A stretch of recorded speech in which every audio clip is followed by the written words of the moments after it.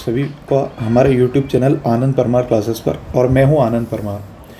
आधुनिक भारत की श्रृंखला चल रही है और आधुनिक भारत में मैं आप लोगों को यूरोपीय कंपनियों का आगमन, उसके बाद कर्नाटक युद्ध और उसके बाद आप लोगों को मैं पढ़ा चुका हूँ स्वतंत्र हुए राज्य जिसमें बंगाल है, अवध है, राजपूत है, उसके बाद केरल है, और उसके बाद मैंने आप लोगों को आंग्ल सिख युद्ध पढ़ाए, आंग्ल मराठा युद्ध पढ़ाए हैं। उसके बाद बेटा 1857 की क्रांति, 1857 की क्रांति में नागरिक विद्रोह, जनजाति विद्रोह, कृषक विद्रोह, ये सब चीज़ें आप लोगों को पढ़ा चुके हैं। अगर आप लोगों ने ये पहले की वीडियो नहीं देखे हैं तो आप लोग प्ले लिस्ट में जाकर देख लीजिएगा, ठीक है। आज हम बात करेंगे पुनर्जागरण काल की। पुनर्जागरण काल मतलब पुनः जागरण का काल, मतलब भारतीय लोग जो है वो धीरे धीरे शिक्षित हो रहे हैं और भारतीय लोगों में समझ डेवलप हो रही है कैसी, अपने धर्म के प्रति, अपने समाज के प्रति, है ना, राजनीति के प्रति। अब इसके पीछे कारण क्या है? तो बहुत सारे जो महापुरुष आए हैं वो भारत में पुनर्जागरण का काल लेके आए हैं। उन्होंने जैसे सती प्रथा खत्म करने का निर्णय लिया, बाल विवाह, पर्दा प्रथा, मतलब ये जो पुरानी कुरीतियाँ फैली हुई थी इनको खत्म करने का इन्होंने प्रयास किया है। दास प्रथा है, नरबली प्रथा है, इन सबको खत्म करने का ये प्रयास कर रहे हैं। तो इसी क्रम में बहुत सारे महापुरुष आए भारत में और उन्हीं महापुरुषों को हमें पढ़ना है। और इस धर्म समाज में बेटा बहुत सारे व्यक्ति आए जैसे रामकृष्ण परमहंस, स्वामी विवेकानंद, राजा राम मोहन राय, दयानंद सरस्वती, आत्माराम पांडुरंग, ऐसे बहुत सारे व्यक्ति आए हैं। इनको बेटा विस्तार से अपने को एक एक को पढ़ना है। तो आज का जो लेक्चर रहेगा वो धर्म समाज का ही रहेगा, ठीक है। आधुनिक भारत में आप लोगों को सारा सीरियल बाय सीरियल सारे वीडियो मिल रहे हैं, तो आई होप आप लोगों को समझ में आ रहा होगा और बेटा मज़ा भी आ रहा होगा, है ना। तो कंटेंट अच्छा लगे तो वीडियो को लाइक करें और हमारे चैनल को सब्सक्राइब करें। तो बिना कोई देरी किए हम स्टार्ट करते हैं। धर्म समाज मतलब विभिन्न लोगों ने अपने धर्म के लिए क्या क्या किया है और क्या क्या नए काम किए हैं और क्या क्या सामाजिक सुधार किए हैं। तो इसके पीछे कारण क्या था? तो प्राचीन काल में जो है कौन सा धर्म चल रहा था? बौद्ध धर्म और जैन धर्म चल रहा था। फिर मध्यकालीन भारत में एक सूफी धर्म था और भक्ति आंदोलन चले थे। और आधुनिक काल में यूरोप में पुनर्जागरण क्या जाने के कारण भारत में भी आ गया।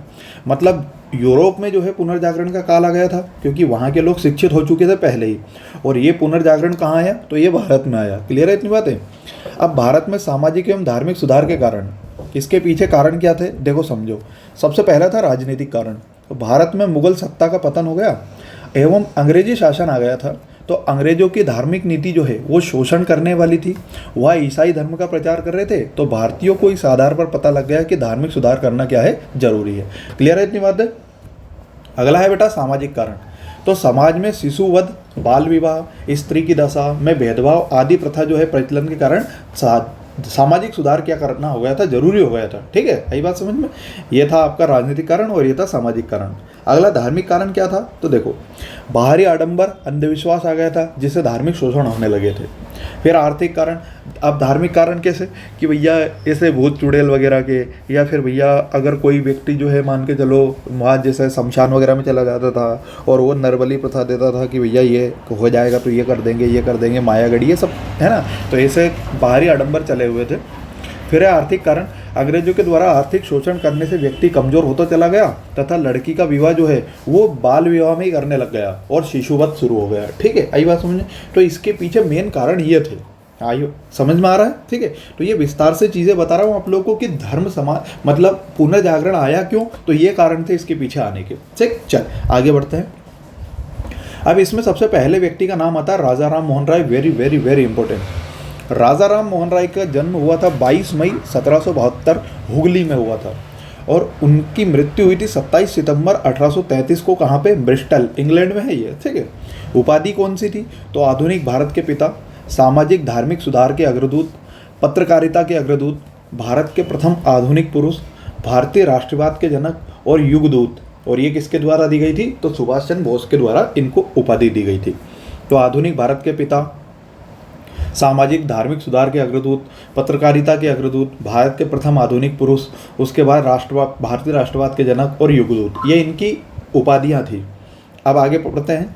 इनकी पत्र पत्रिकाएं कौन सी थी? तो 1809 में इन्होंने पत्रिका थी तुहफात उल मुहाद्दीन, 1820 में प्रीसेट्स ऑफ जीसस, 1820 में ब्रह्म निखिल नामक मैगजीन अंग्रेजी भाषा में निकाली इन्होंने, 1822 में संवाद कौमुदी अखबार का प्रकाशन किया। अब भैया ये संवाद कौमुदी अखबार का जो प्रकाशन है ये बंगाली भाषा में हुआ था। और ये क्यों हुआ था? तो अपने भाई की मृत्यु के बाद उनकी पत्नी जो है अलका मंजरी सती हो गई थी, जिसका विरोध संवाद कौमुदी में मिलता है। क्लियर है इतनी बात है। तो इनके बड़े भाई की मृत्यु हो गई थी और इनके बाद इनकी जो भाभी है वो अलका मंजरी वो सती हो गई थी और जिसका इन्होंने बेटा क्या किया, विरोध किया। 1829 में विलियम बेंटिक की सहायता से सती प्रथा पर प्रतिबंध लगाया। मिरात उल अखबार फारसी भाषा में निकाला और 1825 में वेदांत कॉलेज की स्थापना करी और 20 अगस्त 1828 को ब्रह्म समाज की क्या करी, स्थापना। वेरी वेरी इंपॉर्टेंट, याद रखना। अब इनके बीच इंपॉर्टेंट क्या क्या क्या है ये समझो पहले तो। एक तो प्रीसेट्स ऑफ जीसस इन्होंने किताब निकाली, ये ध्यान रखना। फिर पूछे कभी आप लोगों से कि राजा राम मोहन राय ने अंग्रेजी में पत्रिका कौन सी निकाली थी या मैगजीन कौन सी निकाली थी, तो ब्रह्म निकल। फिर बंगाली भाषा में तो संवाद कौमुदी। उसके बाद विलियम बेंटिक की सहायता से सती प्रथा पर प्रतिबंध लगाया और उसके बाद बेटा 1825 में वेदांत कॉलेज की स्थापना करी है, तो सन के साथ याद रखना। क्लियर है इतनी बात है। उसके बाद 1828 में इन्होंने ब्रह्म समाज की स्थापना करी। क्लियर है इतनी बात है। ठीक, चल आगे। और ब्रह्म समाज की स्थापना करी इन्होंने कब, 1828 में। अब इनकी यूरोप यात्रा, तो एक मुगल वंश के राजा थे अकबर द्वितीय, तो अकबर द्वितीय की पेंशन बढ़वाने के लिए विलियम चतुर्थ के पास गए और 1831 में राजा की उनको उपाधि दी गई। ठीक है, तो अकबर द्वितीय ने बोला इनको कि आपको राजा की उपाधि दी जाती है और आप इंग्लैंड जाओ और मेरी पेंशन की बात करके आओ। 1833 में मस्तिष्क ज्वर के कारण की वहीं क्या ब्रिस्टल में मृत्यु हो गई, इंग्लैंड में इनकी मृत्यु हो गई थी बेटा। ठीक है, क्लियर है। तो ये थे राजा राम मोहन राय। आई होप आप लोगों को अच्छे से समझ में आया होगा। तो याद रखना 1825 में इन्होंने वेदांत कॉलेज की स्थापना करी है, 1828 में इन्होंने ब्रह्म समाज की स्थापना करी है, एक अंग्रेजी पत्रिका निकाली है ब्रह्म निकल, संवाद कौमुदी निकाली है और मिरातुल अखबार निकाला है और उसके बाद अंग्रेजी पत्रिका ब्रह्म निकल निकाली है। ठीक है, चल। और 1825 में वेदांत कॉलेज बनाया है। अगली बात करते हैं। अब इन्होंने ब्रह्म समाज की तो स्थापना करी, अब इसके बाद एक आता है आदि ब्रह्म समाज। इसके पीछे कारण क्या थे, तो देखो समझो। राजा राम मोहन राय की मृत्यु के बाद पंडित रामचंद्र विद्यावाकीस तथा महर्षि द्वारिकानाथ टैगोर ब्रह्म समाज का कार्यभार संभालते हैं। एक कौन, पंडित रामचंद्र विद्यावाकीस और महर्षि द्वारिकानाथ टैगोर। महर्षि द्वारिकानाथ टैगोर के बाद उनके बेटे देवेंद्रनाथ टैगोर ब्रह्म समाज का कार्यभार संभालते हैं। क्लियर इतनी बात है।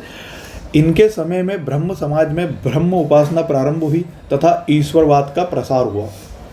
देवेंद्रनाथ टैगोर ने ब्रह्म समाज में आने से पूर्व तत्वरंजनी सभा की स्थापना की, जो 1839 में तत्वबोधिनी सभा बनी।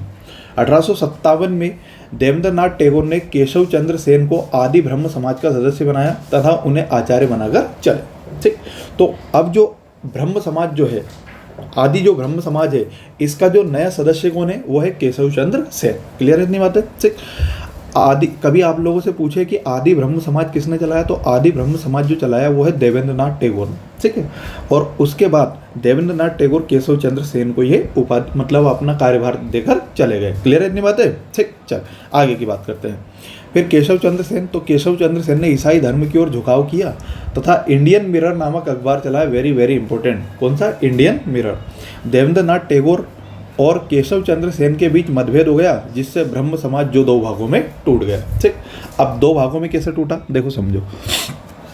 आदि ब्रह्म समाज जो है वो तो देवेंद्रनाथ टैगोर ने चला लिया और भारतीय ब्रह्म समाज जो है वो केशव चंद्र सेन ने चला लिया, जिसे नवीन भारतीय ब्रह्म समाज कहा गया।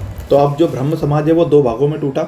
एक तो कौन है, एक है बेटा आप लोगों का आदि ब्रह्म समाज और एक है भारतीय ब्रह्म समाज। आदि ब्रह्म समाज के मतलब कार्यकर्ता कौन है या कार्यभार किसने संभाला, तो वह है देवेंद्रनाथ टैगोर और भारतीय ब्रह्म समाज के कौन है, केशव चंद्र सेन। क्लियर इतनी बात है। ठीक, चल आगे की बात करते हैं। अब देखो आगे 1870 में केशव चंद्र सेन ने इंडियन रिफॉर्म एसोसिएशन की स्थापना की तथा नारी सशक्तिकरण पर इन्होंने क्या दिया, बल दिया। 1872 में केशव चंद्र सेन के सहयोग से ब्रह्म मैरिज एक्ट पारित हुआ, जिसे नेटिव मैरिज एक्ट कहा गया, जिसमें बहुविवाह प्रतिबंध लगाया गया। कि बहुविवाह मतलब ये मान के चलो बहुत सारे जो विवाह करते थे उसको बहुविवाह कहा जाता था, तथा बाल विवाह पर रोक लगा दी गई। परंतु केशव चंद्र सेन ने स्वयं की पुत्री का विवाह जो है वो है 13 वर्ष की आयु में कूच बिहार के राजा से करवा दिया था। इन्होंने खुद ने कहा था कि भैया जो लड़की है उसका बाल विवाह नहीं होगा, जबकि इन्होंने बेटा क्या करा, खुद अपनी बेटी का विवाह कूच बिहार के राजा से करवा दिया।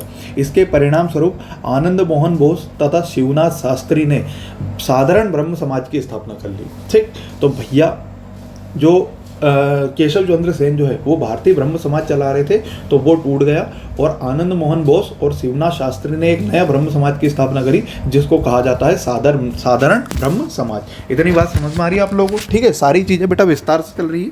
चलिए आगे की बात करते हैं। अब साधारण ब्रह्म समाज के कार्य देख लो तो क्या क्या है। साधारण ब्रह्म समाज में देखो, कोलकाता में सिटी कॉलेज की स्थापना करी, तत्व कौमुदी पत्रिका का प्रकाशन और पब्लिक ओपिनियन पत्र निकाला। उसके बाद 1864 में केशव चंद्र सेन के सहयोग से मद्रास के श्री धरालू नायडू ने वेद समाज की स्थापना की, जिसका उद्देश्य धार्मिक और सामाजिक सुधार दक्षिण भारत में करना था। इसे ही दक्षिण भारत का प्रथम ब्रह्म समाज कहा गया।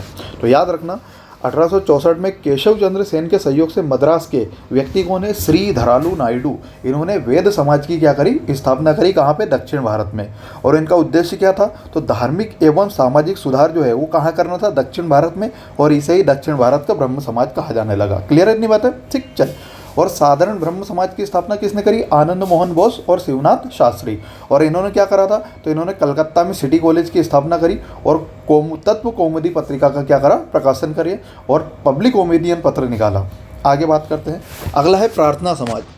तो इसकी स्थापना आत्माराम पांडुरंग ने करी थी। और किसके सहयोग से? तो केशव चंद्र सेन के सहयोग से। यह दलित जाति मंडल के लिए बनाया गया था। इस सभा में महाराष्ट्र में दक्षिण शिक्षा सभा की स्थापना की गई। 1884 में केशव चंद्र सेन की क्या हो गई? मृत्यु हो गई। अब एक व्यक्ति थे मैक्स मूलर। मैक्स मूलर ने कहा कि भारत ने अपना सर्वश्रेष्ठ पुत्र खो दिया है। शिक्षा विभाग सभा के द्वारा फार्मेशन कॉलेज की स्थापना की गई। कौन से कॉलेज की? फार्मेशन कॉलेज की स्थापना की गई। ठीक, तो आप तो बस इतना ध्यान रखना कि प्रार्थना समाज की स्थापना किसने करी? तो आत्माराम पांडुरंग ने करी। किन लोगों के लिए था ये? तो दलित लोगों के लिए था, मतलब जो बेटा पिछड़े हुए थे जाति से। ठीक है, यही बात समझ में। और इनकी मृत्यु पर, केशव चंद्र सेन की मृत्यु पर मैक्स मूलर ने कहा कि भारत ने अपना सर्वश्रेष्ठ पुत्र खो दिया है। अगले व्यक्ति कौन थे? गोविंद रानाडे, महादेव गोविंद रानाडे। इन्हें महाराष्ट्र का सुकरात कहा जाता है। तो यह बम्बई हाई कोर्ट के न्यायाधीश थे। इन्हें महाराष्ट्र का सुकरात कहा जाता है। ये गोपाल कृष्ण गोखले तथा बाल गंगाधर तिलक के राजनीतिक गुरु थे। एक बात याद रखना, गोपाल कृष्ण गोखले के गुरु कौन थे? तो ये थे महादेव गोविंद रानाडे। और खुद गोपाल कृष्ण गोखले किनके राजनीतिक गुरु थे? तो ये महात्मा गांधी के थे। ठीक, इन्होंने विधवा विवाह के लिए विडो मैरिज एसोसिएशन की क्या करी? स्थापना करी। क्लियर इतनी बातें? तो महादेव गोविंद रानाडे की अगर बात की जाए तो यह बम्बई हाई कोर्ट के न्यायाधीश थे। इन्हें महाराष्ट्र का सुकरात कहा जाता है। और ये जो व्यक्ति थे ये गोपाल कृष्ण गोखले तथा बाल गंगाधर तिलक के राजनीतिक गुरु थे। और इन्होंने विधवा विवाह और विडो मैरिज एक्ट क्या है? पारित किया। ठीक, चल। अगला है धोडो केशव कर्वे। इनको कहा जाता है DK कर्वे। ठीक है, तो अब DK कर्वे के बारे में बात सुन लो। इनके बारे में क्या क्या बात इंपॉर्टेंट है तो ये समझ लो आप लोग। ठीक, चल। अब देखो, समझो। इन्हें 1957 ईस्वी में भारत रत्न मिला। किन्हें? DK कर्वे को। उन्होंने विधवा की दशा के लिए कार्य किए। 1899 में विधवा आश्रम की स्थापना करी तथा खुद स्वयं ने गोडूबाई नामक विधवा से विवाह किया। मतलब ये व्यक्ति जो है बेटा ये सामाजिक सुधार करना चाहते थे, तो इन्होंने विधवा आश्रम की स्थापना तो करी, परंतु स्वयं जो है गोडूबाई नामक विधवा से क्या इन्होंने शादी करी, ताकि भारतीय लोग जो है विधवा जो लड़कियां हैं या विधवा महिलाएं हैं इनको बुरी नज़र से ना देखें, मतलब इनके कल्याण करें लोग। 1896 में अनाथ बालिका आश्रम की स्थापना। स्त्री शिक्षा के लिए 1916 में बम्बई में भारत का प्रथम भारतीय महिला विश्वविद्यालय की क्या करी? स्थापना करी। तो ये थे DK कर्वे। आगे पढ़ते हैं। अगला है Arya Samaj. Very very important. Arya Samaj के बारे में समझो। 21 वर्ष की उम्र में इन्होंने गृह त्याग किया। उसके बाद आगे की बात की जाए तो इनके प्रथम गुरु जो थे वो कौन थे? संपूर्णानंद थे। कौन थे बेटा? संपूर्णानंद थे। क्लियर है इतनी बातें? ठीक। मैं बात किसी कर रहा हूँ? दयानंद सरस्वती की कर रहा हूँ। यहाँ सर लिखना भूल गए हैं, तो यह है बेटा दयानंद सरस्वती। ठीक है, दयानंद सरस्वती। आर्य समाज की स्थापना करने वाले ही कौन थे? दयानंद सरस्वती। तो 21 वर्ष की उम्र में एक मिनट,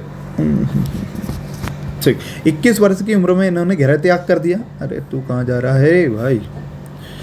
इनके प्रथम गुरु जो है वो दंडी श्री संपूर्णानंद थे तथा वास्तविक गुरु महर्षि विरजानंद थे। वेरी वेरी इंपॉर्टेंट कि दयानंद सरस्वती के गुरु कौन थे? तो विरजानंद। इन्होंने इनको वेदों की शिक्षा दी। इनका नारा था वेदों की ओर लौटो। तो स्वामी दयानंद सरस्वती का नारा था वेदों की ओर लौटो। इन्होंने पाश्चात्य शिक्षा का विरोध किया। पाश्चात्य शिक्षा मतलब जो पहले से चलती, मतलब जो नई जो शिक्षा है इसका विरोध किया कि भैया जो अपनी पुरानी शिक्षा है वही अपनाओ, आप नई शिक्षा को मत अपनाओ। इनकी 1872 में केशव चंद्र सेन से मुलाकात हुई तथा केशव चंद्र सेन ने के सही सुझाव से इन्होंने हिंदी के प्रचार प्रसार का क्या किया, सुझाव किया। इन्होंने 10 अप्रैल 1875 में बम्बई में आर्य समाज की स्थापना करी तथा 1877 में इसका मुख्यालय जो है वो कहाँ बनाया, लाहौर में बनाया। दयानंद सरस्वती ने ही पहली बार स्वराज शब्द इस्तेमाल किया था। स्वराज शब्द मतलब स्वतंत्रता।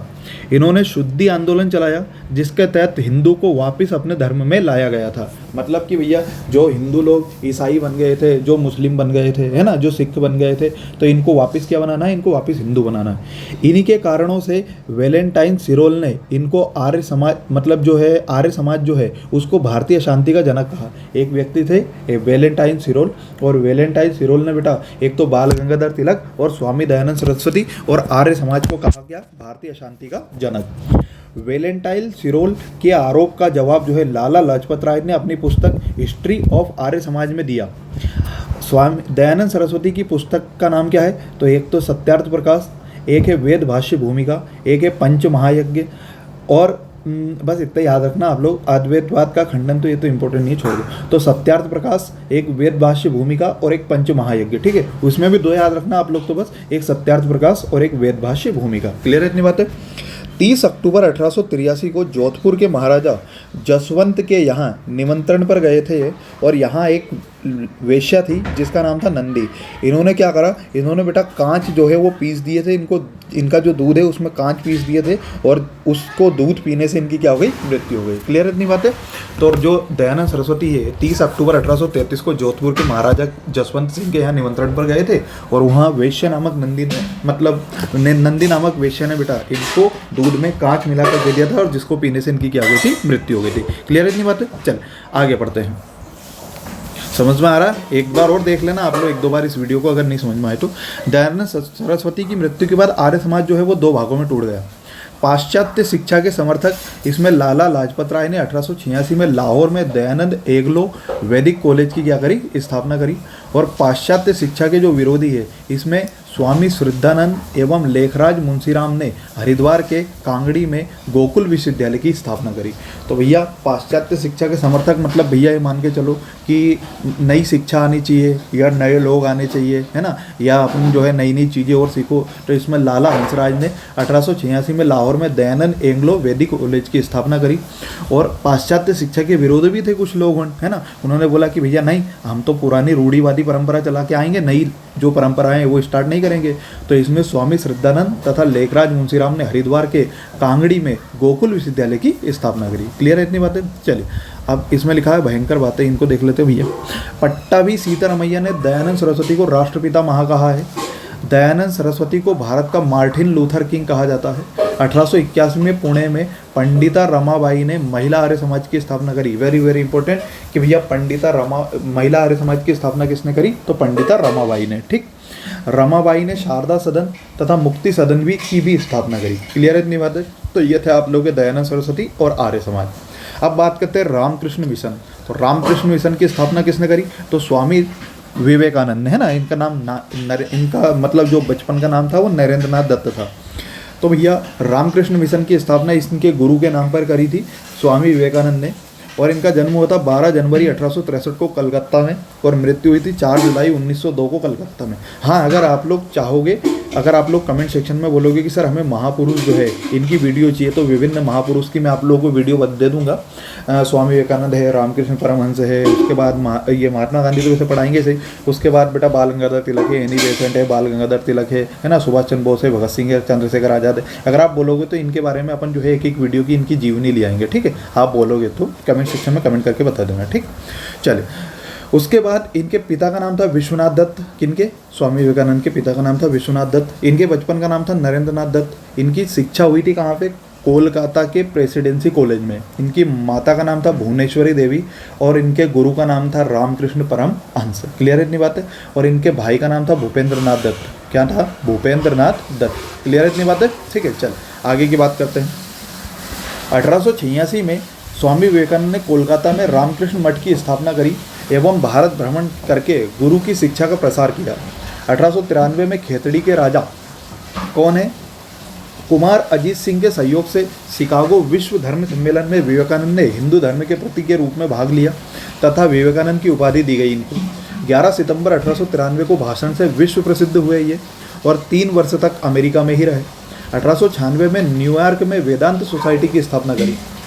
उसके बाद तथा कैलिफोर्निया में शांति आश्रम की स्थापना करी और 1896 में भारत लौट आए। तो देखो 1893 में ये कहाँ गए, शिकागो गए और 1893 में इन्होंने अपना भाषण दिया था और वहाँ पे बेटा विश्व प्रसिद्ध हुआ इनका भाषण और वहाँ तक 3 वर्षों में रहे और मतलब 3 वर्षों तक वहीं रहे और 1896 में न्यूयॉर्क में वेदांत सोसाइटी की स्थापना करी और उसके बाद कैलिफोर्निया में शांति आश्रम की स्थापना करी और 1896 में भारत लौट आए।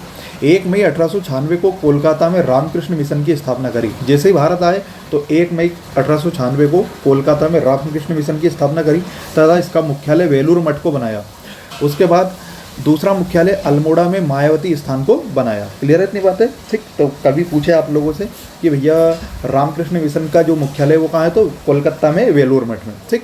इनकी विचारधारा क्या थी, तो वेदांत विचारधारा थी इनकी, बौद्ध दर्शन का प्रभाव था, मूर्ति पूजा का समर्थन, सामाजिक कुरीतियों का विरोध, मानव सेवा सबसे बड़ा धर्म है, मानव में ईश्वर देखते थे और अंग्रेजी शिक्षा के क्या थे, समर्थक थे, ठीक। ये इनकी विचारधारा थी। इनकी पुस्तकें क्या थी, तो मैं समाजवादी हूँ, ज्ञान योग, कर्मयोग और राजयोग। तो देखो योग योग आ रहा है, ज्ञान योग, कर्मयोग और राजयोग, और मैं समाजवादी हूँ, ठीक। अब बेटा ये तो इनकी पुस्तकें थी। इनकी कुछ पत्रिका भी थी जिसका नाम था, एक का नाम था प्रबुद्ध भारत जो अंग्रेजी में थी और एक थी उद्बोधन जो बांग्ला भाषा में थी। क्लियर इतनी बात है। तो इनकी एक पत्रिका थी बेटा प्रबुद्ध भारत जो अंग्रेजी में थी और उद्बोधन जो की थी बांग्ला भाषा में, ठीक। क्लियर इतनी बात है, आई बात समझ में। चल आगे की बात करते हैं। विवेकानंद 1898 में अमेरिका गए। 1900 में पेरिस में द्वितीय विश्व धर्म सम्मेलन में इन्होंने भाग लिया। एक आयरिश मूल की महिला थी जिसका नाम था मार्गरेट नोबल, ये इनकी शिष्या बनी और इन्हीं को इन्होंने सिस्टर निवेदिता कहा। तो याद रखना सिस्टर निवेदिता कौन है, तो ये है मार्गरेट नोबल, ठीक है। और ये आयरिश महिला थी और ये इनको भैया कहाँ मिली, तो ये पेरिस में द्वितीय विश्व धर्म सम्मेलन में मिली। कब हुआ था, 1900 में, ठीक। चल आगे की बात करते हैं। अगला है थियोसोफिकल सोसाइटी। तो थियोसोफिकल सोसाइटी की स्थापना किसने करी, तो इसकी स्थापना 1875 में न्यूयॉर्क में मैडम HP ब्लावेस्टकी जो एक रूसी महिला थी और अमेरिकी सेना के कर्नल आर्काट ने की। ये 2 व्यक्ति थे, कौन कौन, तो एक तो मैडम HP ब्लावेस्टकी और अमेरिकी सेना के कर्नल कौन थे, आर्काट। इन्होंने दोनों ने 1875 में न्यूयॉर्क में थियोसोफिकल सोसाइटी की स्थापना करी। इनका उद्देश्य क्या था, तो विदेशी बुद्धिजीवियों द्वारा भारतीय धर्म एवं दर्शन को प्रोत्साहन देना। मतलब अंग्रेजी लोगों को जो है अपन अपने धर्म के बारे में बात बताएंगे और ये अपने धर्म का क्या करेंगे, प्रचार करेंगे। 1879 में बम्बई को मुख्यालय बनाया तथा 1882 में मैसूर में आरडीआर में अंतर्राष्ट्रीय मुख्यालय बनाया गया। तो पहला मुख्यालय इन्होंने कहाँ बनाया, बम्बई में, और उसके बाद इन्होंने अंतर्राष्ट्रीय मुख्यालय कहाँ बनाया, तो आरडीआर में बनाया, ठीक। चल आगे की बात करते हैं। अगली समाज सुधारक महिला है एनी बेसेंट, ठीक है। ये आयरिश महिला थी, तो एनी बेसेंट के बारे में जान लेते हैं। 1888 में आयरिश महिला एनी बेसेंट इंग्लैंड में थियोसोफिकल सोसाइटी की सदस्य बनी। अभी हाल बताया मैं आपको, थियोसोफिकल सोसाइटी की स्थापना किसने करी, तो HP ब्लावेस्टकी ने और अमेरिकी सेना के कर्नल आर्काट ने, ठीक। तो अब जो आयरिश महिला है एनी बेसेंट, ये 1888 में थियोसोफिकल सोसाइटी की सदस्य बनी और 1893 में शिकागो विश्व धर्म सम्मेलन में इन्होंने भाग लिया। इन्हें भारतीय लोग माँ बसंती कहते थे। 1898 में वाराणसी में काशी नरेश महाराज प्रभु नारायण से जमीन लेकर सेंट्रल हिंदू कॉलेज की स्थापना करी। 1916 में पंडित मदन मोहन मालवीय के प्रयास से इसका नाम बदलकर BHU बनारस हिंदू विश्वविद्यालय नाम इसका नाम हुआ है, ठीक है। तो फिर से समझो, 1898 में वाराणसी के काशी नरेश जो है उनका नाम क्या था, महाराज प्रभु नारायण। इनसे इन्होंने ज़मीन ली और सेंट्रल हिंदू कॉलेज की स्थापना करी। परंतु 1916 में पंडित मदन मोहन मालवीय ने सेंट्रल हिंदू कॉलेज का नाम क्या कर दिया, बनारस हिंदू विश्वविद्यालय, जो अभी आज भी चलता है, ठीक है। 1907 में कर्नल आर्काट की मृत्यु के बाद एनी बेसेंट थियोसोफिकल सोसाइटी की क्या बन गई, अध्यक्ष बन गई। और 1914 में एनी बेसेंट के द्वारा मद्रास में होम रूल लीग की स्थापना की गई, ठीक है। Very very important. एक होम रूल लीग जो है वो बाल गंगाधर तिलक का आएगा और एक ये आएगा इनका एनी बेसेंट का, ठीक है। तो 1914 में एनी बेसेंट के द्वारा मद्रास में होम रूल लीग की स्थापना की गई। 1917 में कोलकाता के भारतीय राष्ट्रीय कांग्रेस अधिवेशन की ये पहली महिला अध्यक्ष बनी। कभी आपसे पूछे कि कांग्रेस की पहली महिला अध्यक्ष कौन है, तो वो थे आप लोग की एनी बेसेंट। पर कांग्रेस की पहली महिला अध्यक्ष कौन है, तो वो सरोजिनी नायडू। जब आपको कांग्रेस पढ़ाऊंगा तो बताऊंगा, ठीक है। 1924 में बेलगांव गांधी जी की अध्यक्षता वाले अधिवेशन में भाषण देकर राजनीति से इन्होंने संन्यास की घोषणा कर दी थी। क्यों? क्योंकि ये गांधी जी के काम से असंतुष्ट थी और इन्होंने गांधी जी को बेटा राजनीतिक बच्चा कहा था, ठीक है। 1933 में इनकी क्या हो गई भैया, मृत्यु हो गई। इनकी पत्रिका कौन सी है, तो कॉमनवेल्थ इनकी पत्रिका है, जो साप्ताहिक थी, सप्ताह में एक बार आती थी, ठीक है। और एक पत्रिका है न्यू इंडिया। हाँ, तो कॉमनवेल्थ पत्रिका थी बेटा किनकी, एनी बेसेंट की, जो साप्ताहिक थी, और एक न्यू इंडिया नामक पत्रिका थी, ठीक। चले आगे बात करते हैं। एक था यंग बंगाल आंदोलन। इसमें आप बस एक ही चीज़ याद रख लेना, आपके काम का इतना ही है कि इसकी स्थापना हेनरी विवियन डेरोजियो ने की थी। कि यंग बंगाल आंदोलन की स्थापना करने वाले व्यक्ति कौन है, हेनरी विवियन डेरोजियो। बस इतनी सी बात याद रखना, ठीक। चल देख लो एक बार इसको, वैसे आप लोगों को याद इतना ही रखना है। 1917 में ब्रह्म समाज द्वारा स्थापित हिंदू कॉलेज में अंग्रेजी के अध्यापक थे ये। यह फ्रांसीसी क्रांति से प्रभावित थे। इन्होंने समाज की कुरीतियों का वर्णन किया। इन्हें प्रथम राष्ट्रवादी कवि कहा जाता है तथा सुरेंद्रनाथ बनर्जी ने इन्हें बंगाल में आधुनिक सभ्यता का जनक कहा है, ठीक। यह जमींदारों से रैयत की सुरक्षा, रैयत मतलब जमीन है ना, सुरक्षा का मुद्दा उठाते थे। यह कोलकाता में स्कॉटलैंड से घड़ियाँ बेचने आए थे। क्या भैया, ये स्कॉटलैंड से घड़ियाँ बेचने आए थे, कहाँ पे, कोलकाता में। परंतु बाद में यंग बंगाल आंदोलन चला दिया। इनकी सोच के कारण इनको हिंदू कॉलेज से निकाल दिया गया था। 1831 में इनकी क्या हो गई, मृत्यु हो गई। यंग बंगाल आंदोलन से प्रभावित था, मतलब जो मुंबई का यंग बंगाल आंदोलन जो है बेटा ये जो मुंबई का यंग बंगाल आंदोलन है, ये बंगाल के यंग बंगाल आंदोलन से प्रभावित था तथा 1834 में मुंबई के एल्फिंस्टन कॉलेज की स्थापना की गई। इनकी पत्रिका कौन सी है, तो एक तो ईस्ट इंडिया है, एक डिबेटिंग क्लब की स्थापना, वेरी वेरी इंपॉर्टेंट, कि डिबेटिंग क्लब, कोलकाता में डिबेटिंग क्लब की स्थापना किसने करी, तो ये कंट्री हेनरी विवियन डेरोजियो ने, ठीक। अब इन्होंने भारत में सामाजिक सुधार क्या क्या किए, तो भैया सबसे पहले सती प्रथा, इनका वेदों में उल्लेख नहीं है। सर्वप्रथम साक्ष्य एरन अभिलेख से मिलता है। तो सती प्रथा का सबसे पहला साक्ष्य एरन अभिलेख से मिलता है, जो मैं आपको प्राचीन भारत में पढ़ा चुका हूँ। 1829 में राजा राम मोहन राय ने विलियम बेंटिक की सहायता से इस पर क्या लगाया, प्रतिबंध लगाया। क्लियर है इतनी बातें, ठीक है। चल आगे की बात करते हैं। तो अब भारत में सामाजिक सुधार क्या क्या हुए, तो भारत में सामाजिक सुधार हुआ सबसे पहला सती प्रथा, और सती प्रथा पर प्रतिबंध लगाया राजा राम मोहन राय ने। किसकी सहायता से, विलियम बेंटिक की सहायता से। फिर है बाल विवाह अधिनियम। अब बाल विवाह अधिनियम मतलब भैया बचपन में लड़कियों का विवाह कर दो, तो बाल विवाह अधिनियम। ब्रह्म विवाह एक्ट के तहत केशव चंद्र सेन एवं ईश्वर चंद्र विद्यासागर के प्रयास से लड़के की विवाह की आयु जो है वो 18 वर्ष तथा लड़की की विवाह की आयु 14 वर्ष रखी गई। बहुपत्नी विवाह पर रोक लगाया, कि ऐसा नहीं कि एक व्यक्ति जो है 4-5 शादी कर ले। अंतरजातीय विवाह की मान्यता दी गई। अंतरजातीय विवाह मतलब एक जाति से दूसरी जाति में, यही बात है, इंटरकास्ट मैरिज है ना। तो बेटा इसकी जो है मान्यता दी गई, और लड़के की आयु की उम्र 18 साल और लड़की की 14 साल रखी गई, ठीक है। यही बात समझ में चले। और ये प्रयास किसके द्वारा किए गए, तो केशव चंद्र सेन और ईश्वर चंद्र विद्यासागर के द्वारा। अगला है दास प्रथा। दास प्रथा 1843 में लॉर्ड एलनबरो के समय दास प्रथा जो है वो खत्म की गई, 1843 में, वेरी वेरी इंपॉर्टेंट। फिर है नर बलि प्रथा, तो लॉर्ड होर्डिंग के द्वारा इसे खत्म किया गया तथा अधिकारी कोएम्पवेल को बनाया गया। फिर है शिशुवध प्रथा, तो 1844 में लॉर्ड होर्डिंग ने इसका क्या कर दिया, अंत कर दिया। तो ये थी बेटा इतनी सामाजिक कुरीतियाँ, और इनको खत्म करने का विभिन्न जो है महापुरुषों ने मतलब अपने तरीके से प्रयास किया है। आज अपना जो लेक्चर था ये धर्म समाज का था, मतलब भारत में पुनर्जागरण का काल, धर्म काल, उसके बाद ब्रह्म समाज है, और उसके बाद आप लोगों को मैंने रामकृष्ण परमहंस के रामकृष्ण मिशन बताया है, स्वामी विवेकानंद पढ़ाया है। तो ये सारी की सारी चीज़ें हैं बेटा, ये आप लोगों की मतलब जितने भी भारत में, अपने भारत में बेटा सामाजिक कुरीतियाँ फैली हुई थी, दास प्रथा है, नरबली प्रथा है, शिशुवध है, बाल विवाह है, उसके बाद सती प्रथा है, इनको ख़त्म करने का विभिन्न महापुरुषों ने जो है मतलब अपने हिसाब से या अपने स्तर से प्रयास किया है, ठीक है। तो ये आप लोग अच्छे से पढ़ लेना, यहाँ से इंपॉर्टेंट क्वेश्चन आते हैं, और परीक्षा में इस लेक्चर से ये मान के चलो एक क्वेश्चन तो 100% छप ही जाएगा, ठीक है।